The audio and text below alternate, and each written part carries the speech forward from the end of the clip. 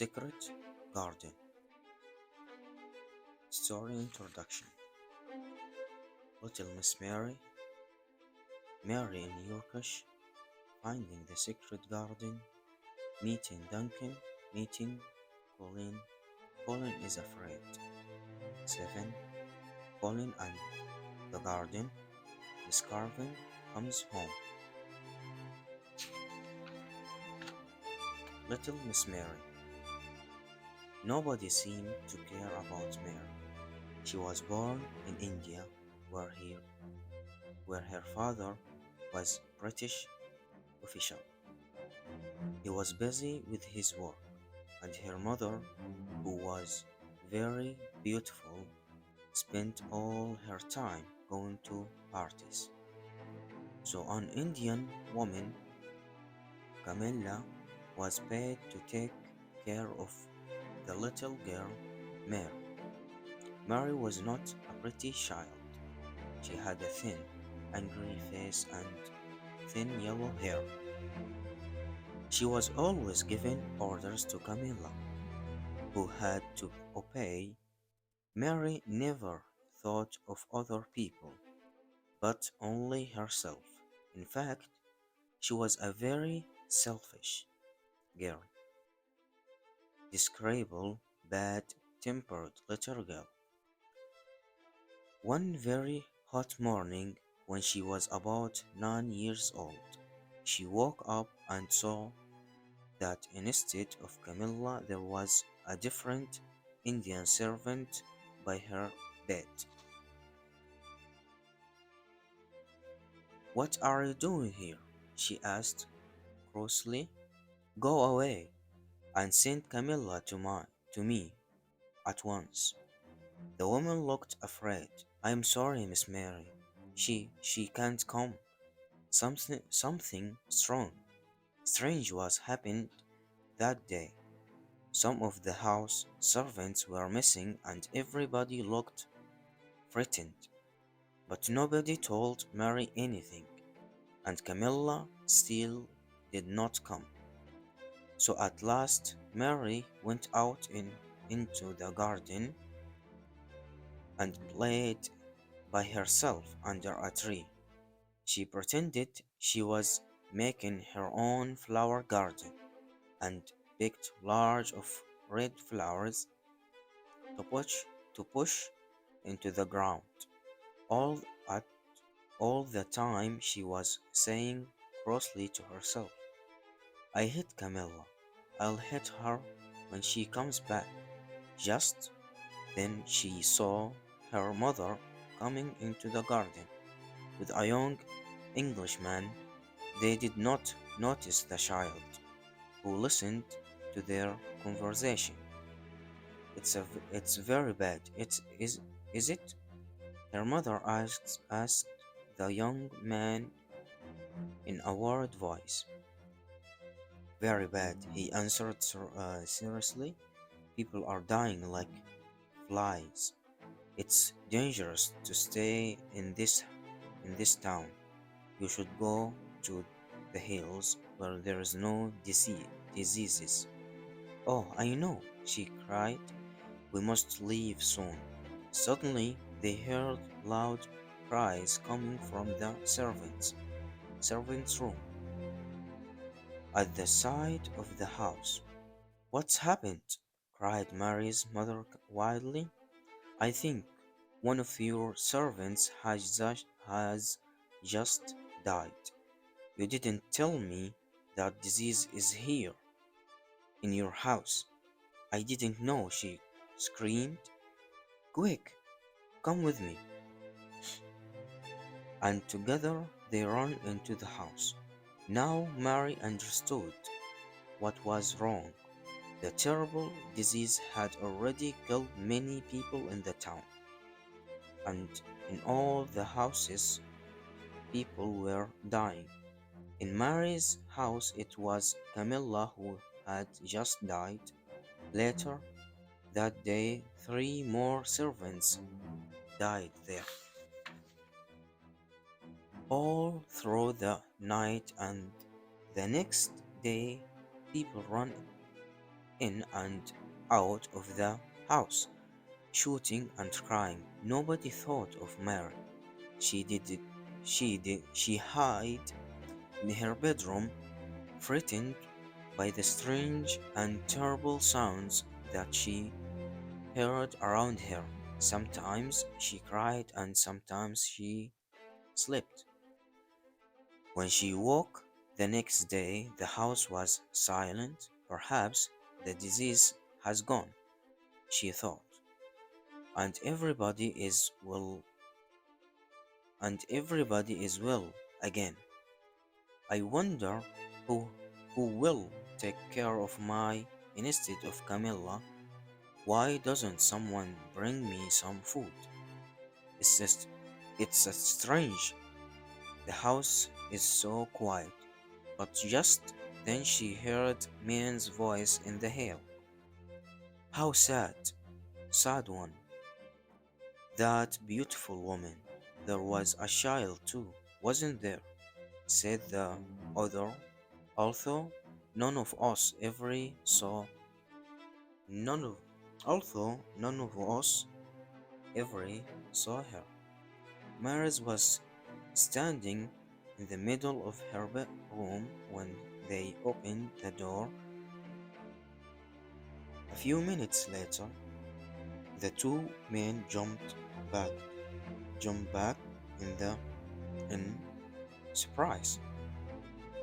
My name is Mary Langston, she said crossly. I was asleep when everybody was ill, and now I am hungry. It's the child, the one nobody ever saw, said the older man to the other. They've all forgotten her. Why was I forgotten? Asked Mary angrily. Why has nobody come to take care of me?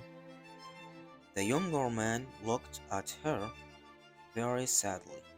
Poor child, he said. You see, there is nobody left alive in the house, so nobody can come. In this strange and suddenly way, Mary learned that both her mother and her father had died. The few, ser- the few servants who had not died had run away in the night. No one had remembered little Miss Mary. She was all alone because she had never known her parents well. She did not miss them at all. She only thought of herself, as she had always done. Where will I live? She wondered. I hope I'll stay with people who let me do what I want. At first, she was taken to an English family who had known her parents. She hated their untidy house and noisy children and preferred playing by herself in the garden. One day she was playing her favorite game, her, her favorite game, pretending to make a garden when one of the children, Basil, offered to help. Go away, cried Mary. I don't want your help. For a moment, Basil looked angry and then he began to laugh.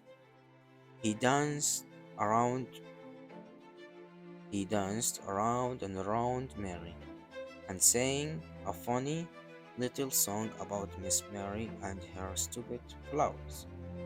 Okay. This made Mary very cross indeed. No one had ever laughed at her so unkindly. You are going home soon, said Basil, and we're all very pleased you're leaving. I am pleased too, replied Mary, but where's home? You're stupid if you don't know that, laughed Basil. England, England, of course. You're going to live with your uncle, Miss Archibald Draven. I've never heard of him, said Mary coldly, but I know about him because I heard father and mother talking, said Basil. He lives in a big, lonely old house and has no friends because he's so bad tempered. He's got a crooked back and he's worried. I don't believe you, cried Mary. But the next day, Basil's parents explained that she was going to live with her uncle in Yorkshire, in the north of England. Mary looked bored and cross and said nothing. He's got a crooked back and he's hurt. That's mean that he has a pain. That's mean he's an ill in his back. Okay, let's continue. After the long sea journey, she was met in London by Mr. Carvin's housekeeper, Miss Medlock. Together, they traveled north by train. Miss Medlock was a large woman with a very red face and bright black eyes.